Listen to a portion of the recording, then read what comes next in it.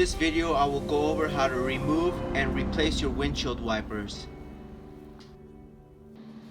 So this is the Motorcraft wiper blades. This to put it on. I'll also go over how to take it off, but to put it on, you just push it forward and it snaps into place. To take it off, there's a little tab right here, and you move it away from the metal, and while it's away, you pull down, and that should remove it. It's kind of janky and hard, and you're gonna need two hands. But I decided to go with these Aero Voyagers, and this is how you put these on. Just put it into place, snap it, close the cap.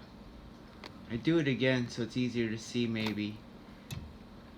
To take it off, you just pinch over here and pull back and just pull down. So easy. I'm stoked on them.